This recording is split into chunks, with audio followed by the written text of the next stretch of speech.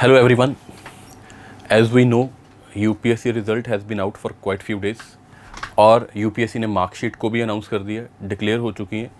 तो अगर आप लोगों ने रिज़ल्ट देखा है और उसे एनालाइज किया है तो what we have understood is that sociology has scored again in UPSC और यही हमारा इस वीडियो का मोटिव भी रहेगा that why sociology has again prove to be very consistent, stable and one of the most scoring optionals in UPSC। अगर मैं इस चीज़ को एनालाइज करूं, देखिए हमारे पास अगर मैं प्रीवियस ईयर टॉपर्स की बात करूं, ओवर द इयर्स सोशियोलॉजी जो रहा है वो बहुत एक कंसिस्टेंट ऑप्शनल रहा है and one of the most scoring optionals रहा है। प्रीवियस ईयर टॉपर्स जागृति अवस्थी, गमनी सिंगला। 2023 की बात करें, पिछले साल की, Medhanand and then Animesh Pradhan. In fact Medhanand had one of the highest marks, 310 marks in optional comparative to other subject, सबसे one of the highest scores था। और अगर इस साल की बात करें, both all India rank 4 and all India rank 5 जो हैं, दोनों ही कहाँ से हैं आपके पास, दोनों ही सोशियोलॉजी से बिलोंग करते हैं and sociology has played a key role in improving their marks, चाहे वो GS के हों, चाहे वो उसके साथ की हेल्प ऐसे के अंदर भी कंसिस्ट करती रही हो। तो हम इसे आगे भी लेकर चलेंगे, इस थीम को आगे बढ़ाएंगे कि कैसे ये एग्जिस्ट करता है। देखिए, सबसे पहले अगर मैंने एक मार्कशीट लगाई है यहाँ पे, that is with respect to all India rank 4। अगर यहाँ पे हम बात करें, देखिए अगर ऑप्शनल के टोटल की बात करें तो आपके पास जो टोटल है वो कितना एग्जिस्ट करता है, that is 291। In fact it is even more than AIR rank 1 जिनका स्कोर 279 के अराउंड था, जो PISR से बिलोंग करते थे। लेकिन यहाँ पे अगर मैं सोशियोलॉजी की बात करूँ तो इनका स्कोर जो रहा है वो कितना आया है, 291 आया है। और इसके साथ में एक दो चीज़ें और ऐड ऑन करना चाहता हूँ। स्पेसिफिकली मैंने कंसिस्टेंटली बार बार ये चीज़ बोली है कि सोशियोलॉजी सिर्फ एक वन ऑफ द ऐसे नहीं है कि स्कोरिंग ऑप्शनल है, आपको सिर्फ ऑप्शनल में हेल्प करेगा। ये एक इंटीग्रेटेड कोर्स की तरह काम करता है, रादर जो आपके GS और SA में तो इम्प्रूवमेंट करता ही करता है, लेकिन one of the biggest help जो आपके अंदर लेकर आता है वो किस चीज़ में है, वो आपकी है पर्सनैलिटी डेवलपमेंट के अंदर। अगर आप इस साल के जितने भी सोशियोलॉजिकल टॉपर्स को उठाओगे, अगर मैं यहाँ पे बात करूँ आपके पास ऑल इंडिया रैंक 4 की, तो इनका जो पर्सनैलिटी टेस्ट में इंटरव्यू में स्कोर है वन ऑफ द हाईएस्ट है, दैट इज़ 210। और अगर आप AIR रैंक 5 को भी उठाएंगे तो रादर उनका स्कोर भी बहुत अच्छा आया इंटरव्यू में, I think if I am correct तो 200 से ऊपर ही है वो स्कोर भी। तो रादर ये है। अगर इससे आगे चलूँ तो मैं आपको यहाँ पे और भी, जैसे आगे हम इन चीज़ों को एक्सप्लेन करने का काम भी करेंगे। स्पेसिफिकली मैंने बार बार कंसिस्टेंटली एडवोकेट किया है कि सोशियोलॉजी एथिक्स और ऐसे में एक बहुत बड़ा रोल प्ले करता है। और अगर मैं एथिक्स के मार्क्स देखूँ यहाँ पे, वो कितने हैं with respect to all India rank 4, वो हैं 128। और ऐसे का स्कोर कंसिस्टेंटली इस साल जो स्कोर है, अगर आप देखोगे सभी इंडिविजुअल्स को लेकर, वो थोड़ा सा ऑन द लोअर साइड रहा है, लेकिन still more than majority of the individuals जो क्या रहा है 109। अब देखिए, इस चीज़ को मैं आगे बहुत ज़्यादा बढ़ा सकता हूँ। जो मेजॉरिटी ऑफ द लोग, सभी लोग बात करते हैं कि भाई सोशियोलॉजी है, हमारा ऑप्शनल है, हमारा सक्सेस रेट क्या है, हमारा सक्सेस रेट ऐसा है वैसा है। मैं भी यहाँ पे बात कर सकता हूँ कि भाई इसका one of the highest success rates है, 9.2% है। 115 लोग पिछले साल रिकमेंड किए गए थे सोशियोलॉजी से, लेकिन हम उन चीज़ों की बात नहीं करेंगे, ठीक है। हमारा वो फोकस यहाँ पे नहीं रहेगा। हम कुछ और हिडन इंटीग्रेशंस की बात करेंगे जो सोशियोलॉजी को एक कंसिस्टेंट, स्टेबल और स्कोरिंग ऑप्शनल बनाता है, जो शायद आपको कोई भी नहीं बताएगा। यहाँ पे जिस चीज़ की मैं बात कर रहा हूँ, देखिए, दो गेम चेंजर्स, रादर कंसिस्टेंटली जिस चीज़ को मैंने एडवोकेट किया है वो क्या है, दैट इज़ एक आपके पास क्या रहता है, ऐसे एथिक्स, और एक आपके पास इसके साथ दैट इज़ योर ऑप्शनल। ये तीन चीज़ें डिटरमाइन करती हैं कि आपका मेक और ब्रेक क्या रहेगा। अगर आप इस साल के पेपर्स भी, बाकी GS के पेपर्स भी एनालाइज करेंगे तो आपको लगेगा कि GS के अंदर 1, 2, 3 और 3 के मार्क्स रिलेटिवली सभी लोगों के एवरेज रहते हैं। अगर 1 से 10 का रैंक है तो उनका एक स्कोर एवरेज उनकी एक रेंज में रहेगा, बाकी वालों का एक स्कोर एक अलग रेंज में रहेगा। लेकिन ये तीन ऐसे एरियाज हैं जहाँ पे आपकी मार्क्स की इंप्रूवमेंट बहुत ज़्यादा है। जैसे अभी हमने बात करी, ऊपर से अगर मार्कशीट देखा तो एथिक्स का स्कोर 128 था, उसी तरीके से ऐसे का स्कोर 109 था। पिछले ईयर्स का स्कोर चलो कुछ और है, लेकिन अगर हम यहाँ पे देखेंगे तो हम अगर सभी पैटर्न्स को 3, 4, 5 साल में एनालाइज करने का काम करेंगे तो हमारे पास एक चीज़ निकल कर आएगी। ये कुछ ऐसे एरियाज हैं जहाँ पे लीप फॉरवर्ड बहुत ज़्यादा हो सकता है। ऐसे के अंदर एटलीस्ट 20 से 25 मार्क्स का डिफरेंस क्रिएट हो सकता है। 25 से 30 मार्क्स का डिफरेंस आपका क्रिएट कहाँ पे हो सकता है, एथिक्स के अंदर। लेकिन इनके लिए स्ट्रेटजी क्या अडॉप्ट करी जाए कि भाई हम इतना स्कोर इंप्रूव कर लें कि अगर हम पेपर क्लियर करना चाहते हैं तो हमें एटलीस्ट टॉपर्स की लिस्ट में आना चाहते हैं तो हम 450 स्कोर करना चाहते हैं या एटलीस्ट 425 से ऊपर का स्कोर करना चाहते हैं, उसके लिए हमें मार्क्स इंक्रीज करने हैं। हमें ऐसे एरियाज ढूंढने हैं जहाँ पे हम बहुत ज़्यादा कंसिस्टेंटली 10 से 15 नंबर का डिफरेंस क्रिएट कर पाएँ।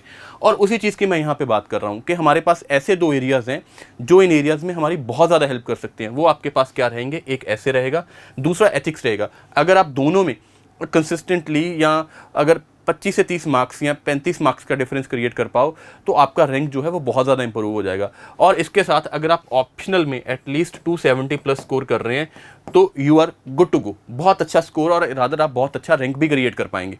लेकिन इन चीज़ों को किया कैसे जाएगा, इन चीज़ों को हम इंटीग्रेटेड मैनर में चलाने का काम करते हैं कि हम ऐसा ऑप्शनल चूज़ करेंगे रादर जो आपके इन दोनों एरियाज़ में काम करने का काम करेगा। हम ऑप्शनल बहुत ज़्यादा चूज़ कर सकते हैं लेकिन हमें हार्ड वर्क नहीं, हमें स्मार्ट वर्क के साथ चलना है। रादर हमें ऐसा काम करना है कि हम एक एरिया डेवलप करें, अगर हमारा ऑप्शनल बहुत ज़्यादा हेल्प कर रहा है हमारे लिए, हम उसके अंदर बहुत ज़्यादा टाइम इन्वेस्ट कर रहे हैं, हमारी एनर्जी इन्वेस्ट हो रही है, हमारा टाइम इन्वेस्ट हो रहा है, रादर हमने फाइनेंशियली भी इन्वेस्ट करने का काम किया है, तो हमारा स्मार्ट वर्क होना चाहिए कि ये एरिया हमें दूसरी जगह पर कैसे हेल्प कर सकता है। उसी जगह पर आपके पास क्या आता है, what is called as sociology as an optional, जो एसए और एथिक्स के मार्क्स इंक्लूड अगर करें तो बहुत ज़्यादा आप डिफरेंस क्रिएट कर पाएंगे।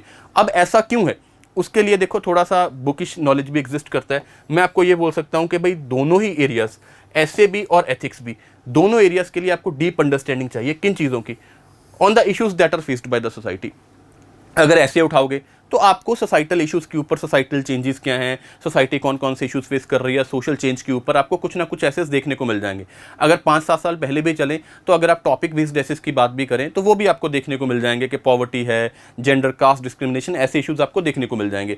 और अगर मैं एथिक्स की बात भी करूँ तो रादर वहाँ पर भी अगर स्पेसिफिकली मैं बात करूँ केस स्टडीज़, तो सारी केस स्टडीज़, अगर 6 केस स्टडीज़ हैं तो उसमें से 70% ऑफ द केस स्टडीज़ जो हैं वो social issue based case studies है। आपके पास सोशल इशूज़ के ऊपर हैं, कास्ट जैसे जेंडर हमने पहले बात करी, इन चीज़ों को लेकर केस स्टडीज एग्जिस्ट करती हैं। और लेकिन उसके बाद एथिक्स का एक और पार्ट भी है जिसको हम थ्योरेटिकल पोर्शन बोलते हैं। एथिक्स का पेपर 2 पार्ट्स में डिवाइडेड रहता है, सेक्शन ए में और सेक्शन बी में। जो सेक्शन ए है वो आपका थ्योरी के साथ डील करने का काम करता है, जिसमें मेजॉरिटी ऑफ द इश्यूज जो हैं या आपके जो टॉपिक्स पढ़ेंगे that are very very related to the sociological portion. जैसे अगर मैं चैप्टर 1 की बात करूं तो आप लोगों ने उसमें टॉपिक देखा होगा, एक रोल ऑफ सोशलाइजेशन, फैमिली का रोल लिखा गया है, स्पेसिफिकली सोसाइटी का रोल लिखा गया है। उनमें से एक क्वेश्चन हर साल आपके पास पहुंचता ही पहुंचता है। जैसे इस कंटेक्स्ट में मैं क्वेश्चन डिवाइस कर सकता हूँ कि भाई अगर फैमिली है, रोल प्लेड बाय फैमिली, एक सिंपल क्वेश्चन हो सकता है, सोशलाइजेशन क्या है, या family in the context of social media, उसका जो नेगेटिव इन्फ्लुएंस से काउंटर करने का काम कैसे कर सकती है। अगर हमारी फैमिली चेंज कर गई है from joint to nuclear family, तो रादर उस कंटेक्स्ट में फैमिली का रोल इन सोशलाइजेशन कैसे चेंज किया गया है। फिर आपके पास चैप्टर 2 आता है एथिक्स का, एटीट्यूड। वहाँ पे भी आपके पास सोसाइटी के क्वेश्चंस है, एटीट्यूड चेंज करना कैसे है, बिहेवियरल चेंजेस आपकी सोसाइटी में कैसी आएंगी, कौन कौन से ऐसे सोशल इशूज़ हैं जहाँ पे प्रेजुडिस वाला एटीट्यूड चलता है, स्टीरियोटिपिकल एटीट्यूड्स चलते हैं, हम उन्हें चेंज कैसे कर सकते हैं। All the things are very much related to the society portion. Rather फिर आपके पास कुछ फिलोसफिकल थिंकर्स वाला पार्ट चल जाएगा जो ओवरलैप करने का काम करेगा। तो इस कंटेक्स्ट में अगर मैं आपके साथ बात करूं, फिर लास्ट पोर्शन मेरे पास क्या बनता है, rather normative answer writing. Sociology एक नॉर्मेटिव सब्जेक्ट है और क्योंकि एसेज आजकल थोड़े से नॉर्मेटिव साइड पे हैं, एथिक्स एज अ सब्जेक्ट भी नॉर्मेटिव साइड पे है। अगर आपकी सोशियोलॉजी की अंडरस्टैंडिंग अच्छी है, आपकी आंसर राइटिंग बहुत ज़्यादा अच्छी है, तो ये आंसर राइटिंग का मैनर आपकी एसे और एथिक्स में बहुत ज़्यादा हेल्प करता है आपके मार्क्स को इंप्रूव करने के लिए। उसी चीज़ को हम आगे एक्सटेंड करने का काम करेंगे कि ये होता कैसे है। जैसे मैंने आपको अभी बताया कि अगर मैं एथिक्स की बात कर रहा हूँ, ये कुछ ऐसे स्पेसिफिक एरियाज़ हैं, रादर एक आधा नहीं है, 5-6 एरियाज़ हैं जहाँ पे सोशियोलॉजी एक बड़ा रोल प्ले करता है सोसाइटी के कंटेक्स्ट में। रोल ऑफ फैमिली सोसाइटी, जैसे मैंने आपको पहले बताया, सोशल इन्फ्लुएंस एंड परसुएशन का मैकेनिज्म है, एटीट्यूड की एग्जांपल करी, केस स्टडी का मैंने आपको बताया कि रादर कैसे सोशल इश्यूज के ऊपर ज्यादातर बेस्ड रहती हैं, कोर्ट बेस्ड क्वेश्चन है, court based questions are normative based questions, ठीक है, जैसे आप सोशियोलॉजी में नॉर्मेटिव आंसर राइटिंग करने का बात कर रहे हो। उसी तरीके से रादर ये आपके पास कुछ एसेस हैं जो मैंने आपको बात करी। इस साल का पेपर भी है 2024 में जो हुआ है, और जो 2023 में हुआ उस साल का पेपर भी आपके पास। यहाँ पे देखो मैं ये बात नहीं करूँगा रादर कि भाई देखो ये इनडायरेक्टली लिंक्ड है या ये डायरेक्टली लिंक्ड है। मैं आपको सीधा सीधा बताऊँगा कि रादर सोसाइटी जो है ये रोल प्ले कैसे करता है।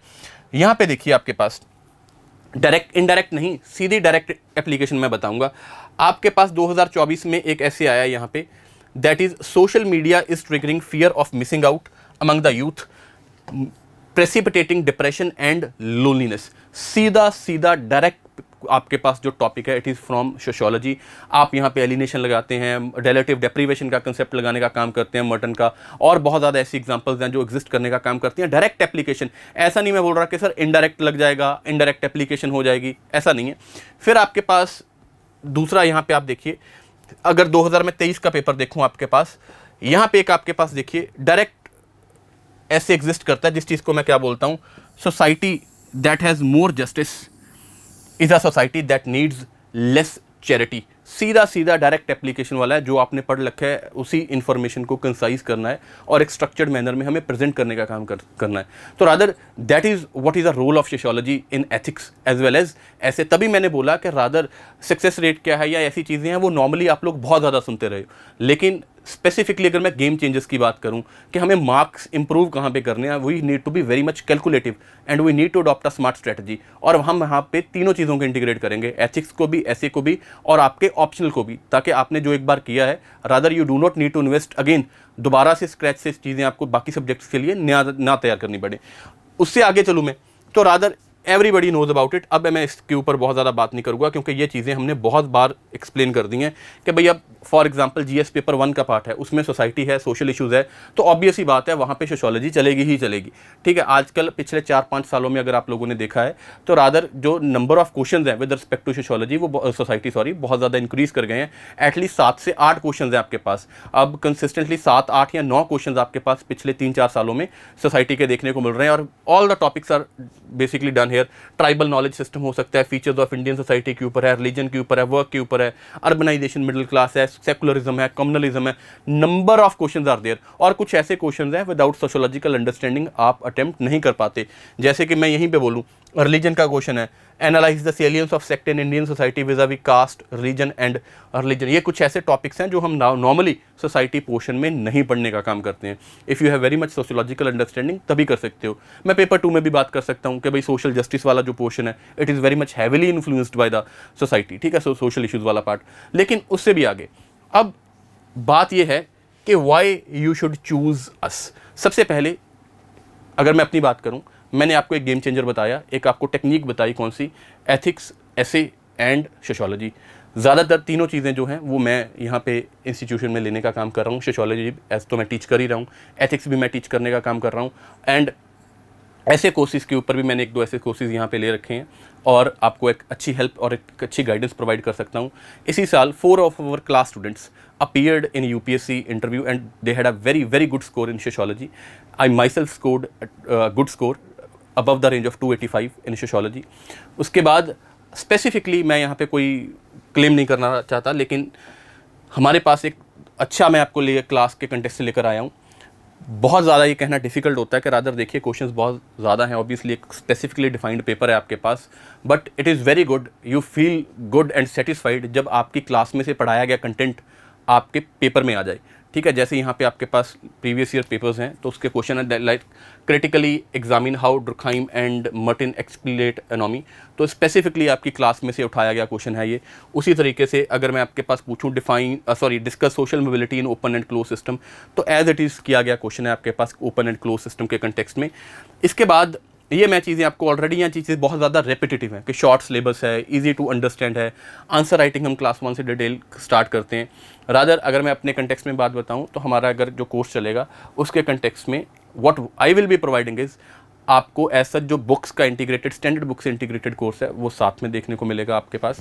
रादर उसके बाद सबसे अच्छी बात जो है, rather I was from commerce background and I chose sociology as an optional, simple किसी चीज़ के लिए for my personality development, rather to follow a smart strategy कि अगर मैं एक सब्जेक्ट यूटिलाइज कर रहा हूँ तो मेरा बाकी सब्जेक्ट्स में काम कम होना चाहिए। एंड ईजी ग्रेस्प क्यों है, क्योंकि मुझे अनलर्न करने की ज़रूरत नहीं है जो चीज़ें मैंने पहले पढ़ी हैं। It was a very influential factor with respect to my studies. हम इंटीग्रेटेड चलेंगे, आपके टेस्ट सीरीज, आपके क्लास नोट्स हम स्टार्टिंग से इंटीग्रेट करने का काम करेंगे। From very onwards with the start of our class हम अपनी टेस्ट सीरीज़ को साथ में इंटीग्रेट करने का काम करेंगे, रेलिवेंट कंटेंट के ऊपर काम करेंगे, आपके मार्क्स कैसे इंप्रूव करने हैं उस चीज़ के ऊपर काम करेंगे। If you are interested anyhow, ठीक है, तो आपके पास there is a link with respect to Telegram, आप इसे भी स्कैन कर सकते हैं। मेरा टेलीग्राम के ऊपर एक ग्रुप भी है, आपको डाटा के ऊपर या आपको कोई अच्छा कंटेंट चाहिए तो आप उसे फॉलो करने का काम भी कर सकते हैं। You can WhatsApp me also on this particular number, so we can plan out the further details कि आपकी प्रेफरेंसेस क्या हैं, आपकी चॉइसेस क्या हैं, हम उस चीज़ को उसी हिसाब से देख सकते हैं। So that is all that I wanted to convey with respect to this session. Thank you very much.